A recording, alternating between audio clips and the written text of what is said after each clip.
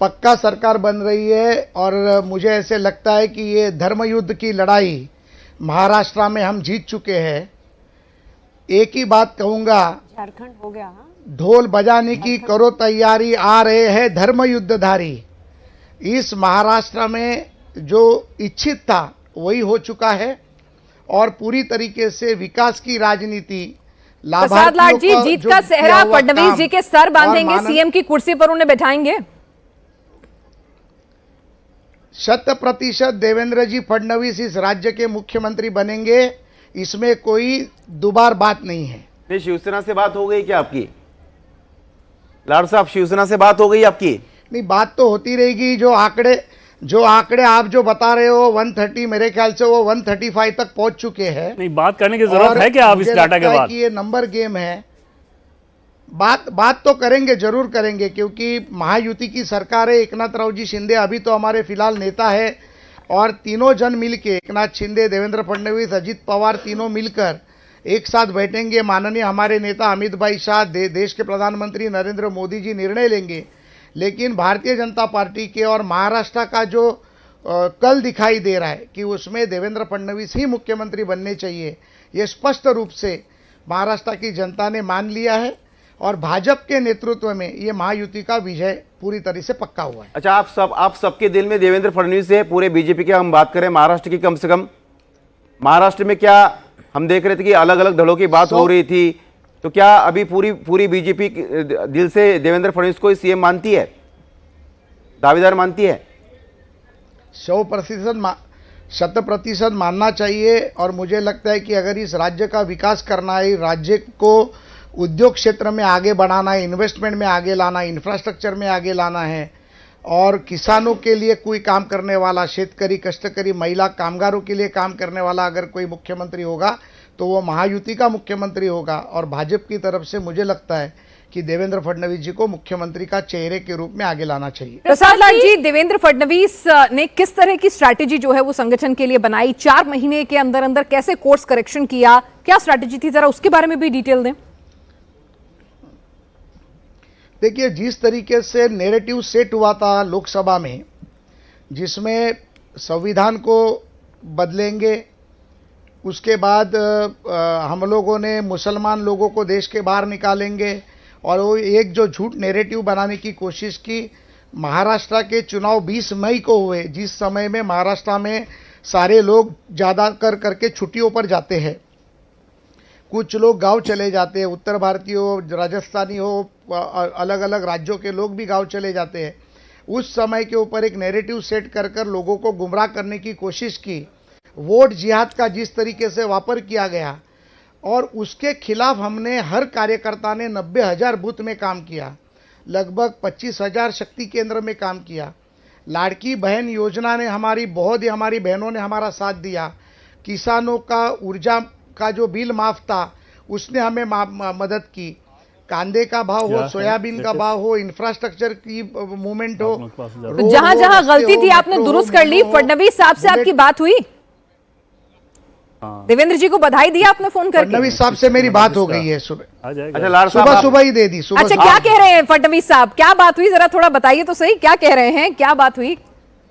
नहीं, जिस तरीके से सबके नेतृत्व में, माननीय मोदी जी के नेतृत्व में ये जो चित्र लोगों के सामने आया हुआ है, मेरे हंसी से ही आपको मालूम पड़ता होगा कि मेरे को देवेंद्र जी से क्या बातचीत हुई होगी। अच्छा लाड साहब, आप 100% वो भी बहुत खुश है, क्योंकि 119 के चुनाव में हम लोग 122 से लेके 105 तक आए थे और आज 105 से लेके 135 तक वापस जा रहे हैं। तो इससे बड़ी खुशी क्या हो सकती है? आप कल दिन भर जो है देवेंद्र जी के साथ थे, सागर बंगलो पर आप थे, दरेकर जी थे और बाकी भी सब नेता थे। क्या रणनीति तैयार हुई थी कि क्या आपको उम्मीद थी कि इतना ये बढ़ेगा टाली 130, 128 तक? क्योंकि आप लोग तो 100 मैक्सिमम 110, 115 तक जा रहे थे। हमारे लोगों को एक उम्मीद थी कि हम लोग 113 के ऊपर पक्का जाएंगे। हमारे नेता मोहित कंबोज को उम्मीद थी कि हम लोग 120 पार करेंगे और अभी जो दिखाई दे रहा है वो 128 आपके स्क्रीन पे दिखाई दे रहा है। अलग स्क्रीन के ऊपर 132, 133 भी दिखाई दे रहे हैं। लेकिन मैं हमेशा इंडिया टीवी के ऊपर भरोसा ज्यादा करता हूं, क्योंकि जो निकाल का कल देते हैं वो बहुत परफेक्ट बहुत होता है। शुक्रिया प्रसाद जी आपका। आप इंडिया टीवी पर भरोसा रजत जी के करते हैं, चैनल हम भी जनता के बीच में जाकर रिपोर्टिंग करते हैं, उनका मन भापने की कोशिश करते हैं। प्रसाद जी, लेकिन विदर्भ में बाजी पलटी कैसे? देखो, हमारे परिवार के लोगों ने इस वक्त हमारे साथ बहुत ही ताकत से काम किया। विचार परिवार साथ में रहा, विचार परिवार का संगठन साथ में रहा। भारतीय जनता पार्टी का कार्यकर्ता जिस तरीके से देवेंद्र जी का 19 में उद्धव ठाकरे ने अपमान किया था, लोकसभा के चुनाव में माननीय मोदी को महाराष्ट्र से जो कम जगह मिली थी उसमें कार्यकर्ता चार्ज हुआ था, और पूरा कार्यकर्ता चाहता था कि इस वक्त में हम लोग विकास की राजनीति करें, इस वक्त में हम लोग जनता के बीच में जाके किए हुए कामों को लोगों तक बचाएं। लाड़की बहन योजना के माध्यम से अपना देवा भाऊ, ये योजना के हम लोगों ने 17,000 कार्यक्रम गांव-गांव में किए, लाड़का देवा भाऊ के। उसके अलावा देवेंद्र जी ने किए हुए काम, एकनाथ शिंदे ने किए हुए काम, दादा ने किए हुए काम, इन सारे कामों को हम लोगों ने यूनिटी करके काम किया।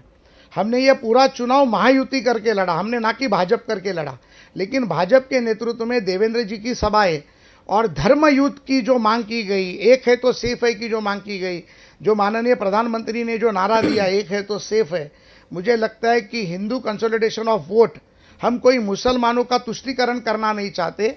लेकिन जिस तरीके से उलेमा काउंसिल ने कांग्रेस को एक पत्र दिया जिसमें उद्धव ठाकरे ने बेशरमगिरी से उसमें हाँ में हाँ मिलाया, जिसमें वो कहते थे कि सिद्धिविनायक की जमीन भी हम वक्फ बोर्ड को देंगे, जिसमें वो कहते थे कि दहशतवादी लोगों को हम छोड़ेंगे, जिसमें वो कहते थे कि मदरसा के और मस्जिदों के इमामों को हम लोग 15,000 रुपया देंगे सैलरी, उसके अलावा 1,000 करोड़ रुपया मदरसे को डेवलपमेंट के लिए देंगे।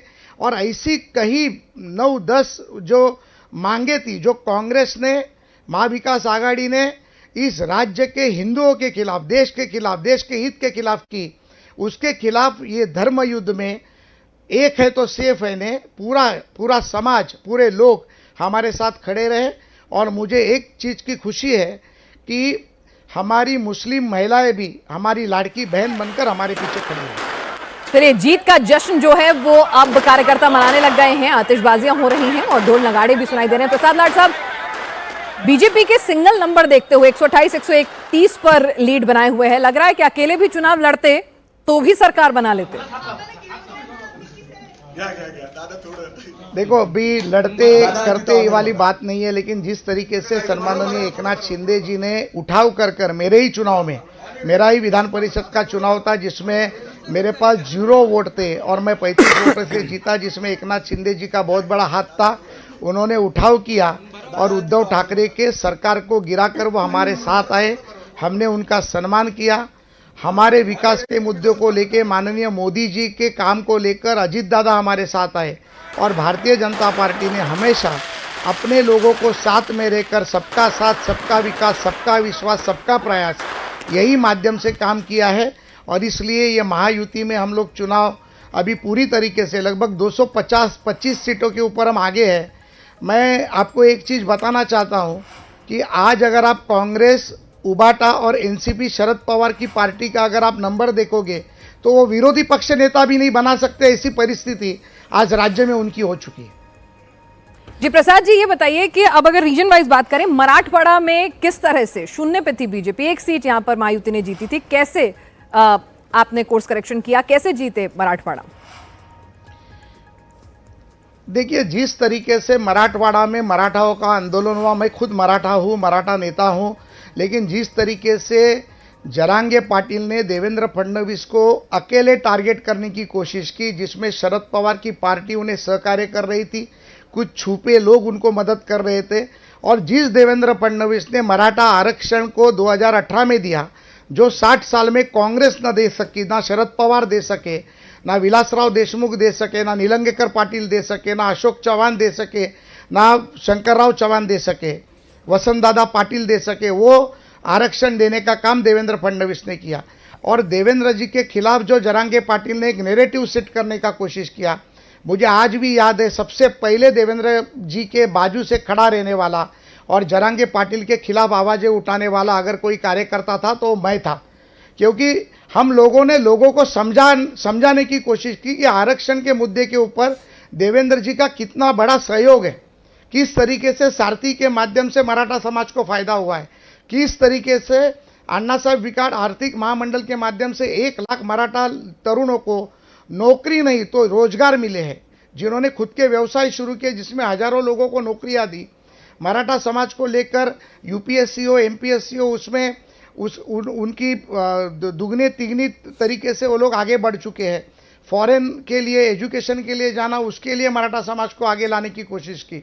वैसे ही ओबीसी समाज के लिए भी अलग अलग माध्यमों से धनगर हो, मातंग हो या रामोशी समाज हो या बंजारा समाज हो, हर एक समाज को साथ में लेकर देवेंद्र जी ने जिस तरीके से इस महाराष्ट्र में समाज की राजनीति को छोड़कर एकता की राजनीति की, वो राजनीति का फल आज हमारे सामने लोगों के सामने आया हुआ है। नहीं प्रसाद जी, जरंगे पाटिल अभी भी शांत नहीं बैठे। उन्होंने कहा कि जो भी सरकार बनेगी उसके बाद सामूहिक आंदोलन उपोषण अनशन करना है।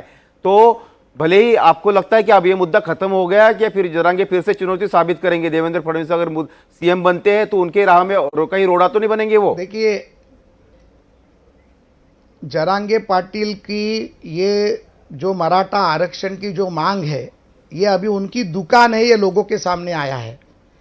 और जहां पर वो आरक्षण के लिए आंदोलन करते उसी मराठवाड़ा ने भारतीय जनता पार्टी महायुति को प्रचंड बहुमत से विजय किया। यानी इसका मतलब क्या होता है कि मराठा समाज भी आज देवेंद्र जी के पीछे, एकनाथ शिंदे के पीछे, दादा के पीछे और नरेंद्र मोदी के पीछे खड़ा है।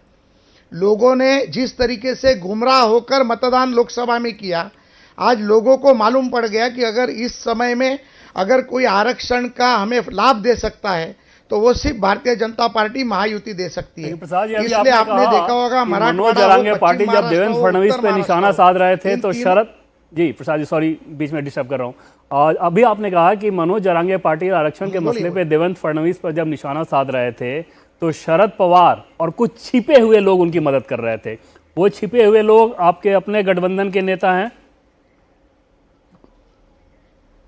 नहीं, कुछ लोग, कुछ समाज के लोग, कुछ नेता लोग उन्हें मदद कर रहे थे। शिवसेना का तो कोई नहीं था ना उसमें? वो तो सामने आ रहा था उद्धव ठाकरे। हाँ, शिवसेना का तो उसमें कोई नहीं था ना? सुनाई नहीं दिया? शिवसेना का उसमें कोई था क्या? हम लोग तो महायुति करके साथ में ही लड़ रहे थे, हम लोग तो साथ में ही लड़ रहे थे। चलिए प्रसाद जी, इस वक्त महायुति के लिए ही जनता का जनादेश, बहुत सारी शुभकामनाओं के साथ आप कह रहे हैं देवेंद्र फडणवीस के सिर पर ही मुख्यमंत्री का ताज होगा। थोड़ा सा इंतजार अब इसके लिए भी कर लेते हैं। बहुत शुक्रिया इंडिया टीवी को समय देने के लिए।